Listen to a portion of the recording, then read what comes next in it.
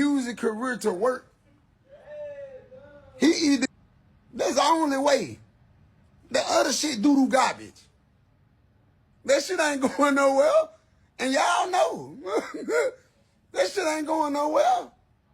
That shit ain't going nowhere. You're going to have to talk about 250 the stream. I'm what it is. This is what you wanted. You wanted he wanted me. He think I'm finna stream and talk about him and turn his song up. No. You thought I was finna sit at the computer and talk about it? No. Why? No, boy. That shit weak, boy. And I ain't got no label. And I ain't got no label. Fuck you talking about? That shit weak. That shit is 14 days, 2 weeks.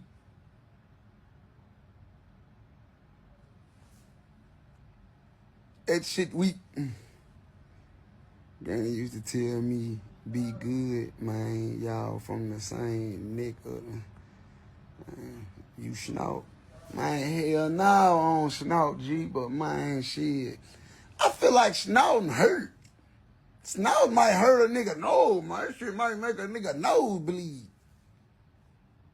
You watching me from Africa? Goddamn, they G'd up. You said, man, listen, man. I'm not finna respond to that shit.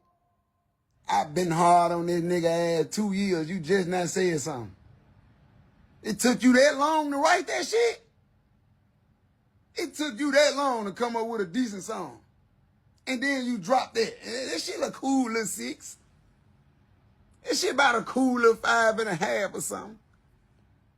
It was alright. Funny, you know, when you look at Atlanta and how Atlanta's always kind of been there in the music game, in the rap game, in the music game, they're very talented.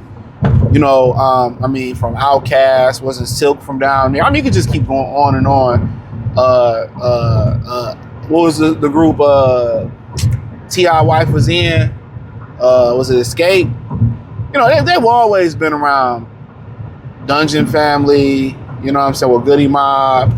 See, I mean, Atlanta has always been there, right? But when Atlanta really, like, after the East Coast, West Coast dominance, that little thing, when Atlanta really rose to the top, you know, T.I., Ludacris, Jeezy, you know, when they really Gucci, you know, I know Jeezy ain't from Atlanta, but they represent Atlanta and Gucci. But, you know, it was the galvanization, the camaraderie that made Atlanta so unique. It's like they all worked together. They all was working together to put Atlanta on top.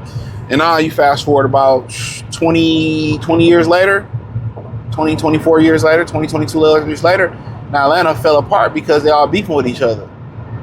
You know, what made Atlanta a rap game or the hip hop scene so great is they work together. And Memphis is one of the hot rap scenes. You know, you had Pooh Shiesty, who said he wasn't signing to Gotti and Dolph because he was staying out of it. You had the Gotti and Dolph situation. They was cool, then they wasn't cool. You know, and then now you got Finesse2tymes and Moneybagg Yo who beefing, you know. And, you know, Moneybagg Yo, you know, silently, you know, he has dropped some really good songs over the last few years. He only really had the hit that he used to have. Now, apparently, you know, Finesse2tymes, you know, they asked him about, I think somebody asked him about, I think Wallow and Gilly asked him about fight Moneybagg Yo. He in shape and all this. It's kind of instigating, but it was funny. It was kind of funny. And he was like, yeah, you know, when I fight, I'm going to grab you and I'm going to bite you. I'm fighting for my life. You know, it was kind of, he was saying that before that clip went viral. And, but you got the Music Entertainment playlist, Real 101 playlist. And for the most part, you know, Memphis, if they all worked together, I mean, it would have, I mean, some people feel like it surpassed Atlanta a few years ago. Not arguing it, but really surpassed them. But they all kind of, you know, fell apart. The Golf Gotti shit. After that shit happened, nobody seen Black Youngster, heard from Black Youngster. He makes some really good music. I like Moneybagg Yo. I like Finesse2tymes. He got out of jail. Him and, you know, Moneybagg did some stuff and, you know, did some songs I like. And then, you know, they fell out or whatever. And now, you know, Moneybagg Yo, you know, dissing them and stuff. And I put some of the lyrics on the screen. He dissing them. And, you know, I mean, it is what it is. You know what I mean? And, you know, Moneybagg, yo, you know, excuse me, Finesse said, well, I ain't responding to it. You know, I don't have a label. He didn't, you know, really, you know, did well in the streaming world. Him and AB, you know, AB, Adrian Broner is the streamer of the year, him and Dean. But Moneybagg, yo, was like, you're right there. You know, he did really well. A lot of personality. He dissed him and shit, your bitch a fan, and woo, woo, woo, woo, woo, woo, woo, and all that stuff. And, you know, Finesse was like, you know, I ain't gonna respond to that. You ain't got no motion. You know, you ain't got no motion like you used to have it. And you gotta understand the longevity of being hot in rap. You're lucky to be hot past the song nowadays. You know, you're lucky. I mean, back in the day, hey, dude, if you can get your second deal, you was the shit. Because your second deal was gonna be all pros. Most people don't get past the sophomore slump. You didn't have rappers that waited so long that people don't care about the second album. And you got some people like Jeezy who blew past it. Some people like Luda who blew past it. You know, some people like Tip who blew past it. You know what I'm saying? Some people like Wayne who blew past it. You know, but a lot of people don't get past that second album. You know what I'm saying? For a lot of reasons. Sometimes not because it's not good. Maybe the promotion wasn't there. Maybe somebody else on Atlantic or Sony was hotter. But in general, you know, he said he wasn't really gonna respond, I guess, bar wise, and the shit ain't nobody really care about it, and he gonna let it die, and then he turned around, and from that, and I'll finish on that point, and from that point, I mean, it is what it is. You know, hopefully they can figure out their differences. Usually we seen DJ Quick and, you know, MCA bury the hatchet.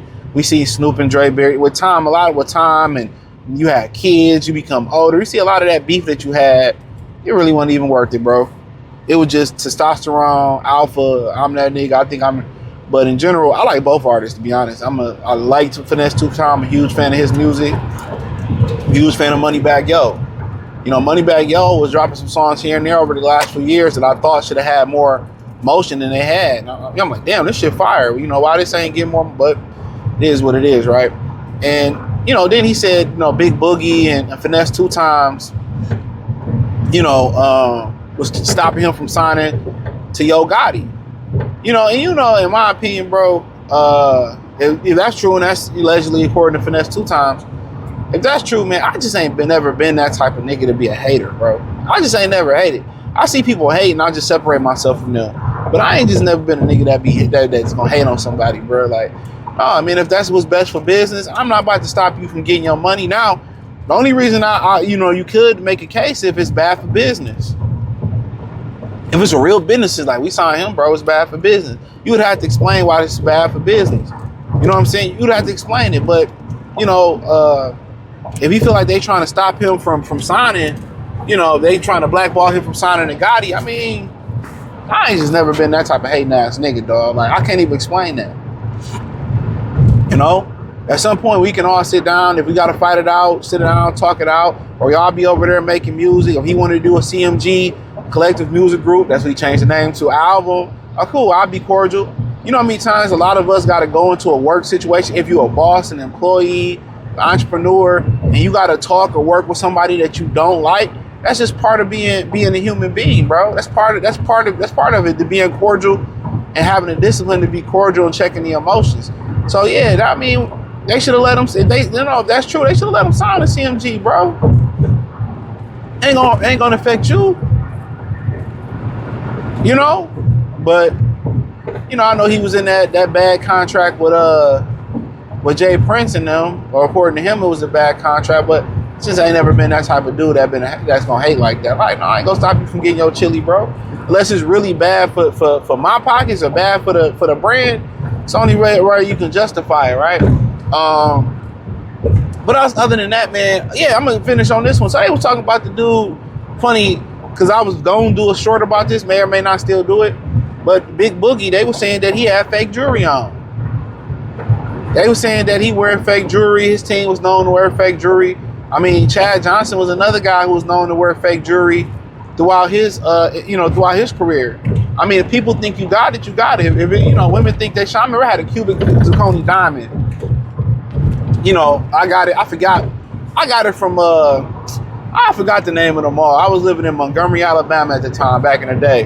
I had this diamond earring, bro. This cubic zirconia. My grandma swore to God it was real. Like he was like, she was like that motherfucker. It wasn't though, but but yeah, people thought it was real. You know what I'm saying? So, and I remember I had a watch and it was shining and shit. People thought the bitch was real. Go.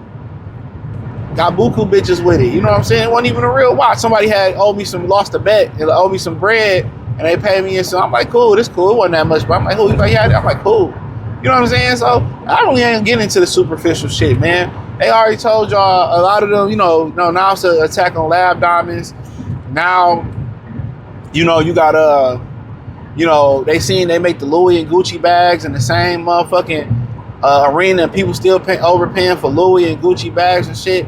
If you him, bro, if you really got that personality, you really got. That's why we was arguing on the other channel, Free Game 89. They was guys like, it's all about looks. It ain't all about looks. Ask women if it's all about looks. It's not. You can get a car that look good, it's a piece of shit. Get a house that look good, it's a piece of shit. When you really got motion, right? And you really got personality, and you really can galvanize people, and people really, gravitate towards you. Women like that, they have wave attraction. As long as you don't look like the Glide Monster, women away. Look at Biggie. Look at Finesse2tymes. Did he have a clip about that? My people jacked up. I always have like, I don't get into superficial. So we got fake jewelry, bitch. So what? I still got money. I'm still in VIP. Yeah, man. People read too much into that, man. I don't really read a lot into it, bro. You know what I'm saying? I don't read a lot into it, but a lot of people do. To me, not really a jewelry guy. You know what I'm saying? But yeah, if they wearing all fake, so what? That lets you know that they gonna probably maintain longer in this game than most of the other guys. A lot of these guys get all this jewelry, pay $100 million, turn that same jewelry, and it's worth $13 million. Bust down a Rollie with, 9 Rolex diamonds. Nah, it ain't worth shit. You done put $10,000, $20,000 of diamonds on it, now the watch ain't worth shit. That's called hustling backwards. A lot of nigga shit that people associate with getting money is hustling backwards, but that's another story for another day. Check out the music entertainment playlist, thumbs up the video, share the video, subscribe to the channel, hit the link in the description, find me on X, Facebook, Kick, Twitch, Instagram, Spotify, join the Patreon. Everything is in the link in the description. It say find me everywhere. Peace. Man, so it say Big Boogie and his crew has been caught for wearing fake watches. It's a page that be exposing different people for wearing fake shit. They reposted their group picture saying there's no legit watch on this pic. I'm not gonna lie, bro, I'm not surprised at all. These rappers be faking their lifestyles. They be having a lot of young people out here chasing a fake lifestyle, bro. We out here risking our lives basically for no reason. These rappers be leasing cars acting like they bought it cash. They be in terrible deals acting like they rich. And the women be doing the same thing, having these young women out here thinking they living a great lifestyle. That's the only reason I'm mad at this, bro. You know how many people out here comparing their life to these people, and whole time they doing the same fake ass shit. The average nigga out here wearing the AP, they'll call him out quick, but these rappers doing the same thing. Everything that we seeing with people is a facade. It's crazy because Big Boogie is not the only rapper that's doing this. I'll be so happy, bro, when the world can just go back to being real. If you out here grinding, bro, don't compare your life to these people. Everything is fake.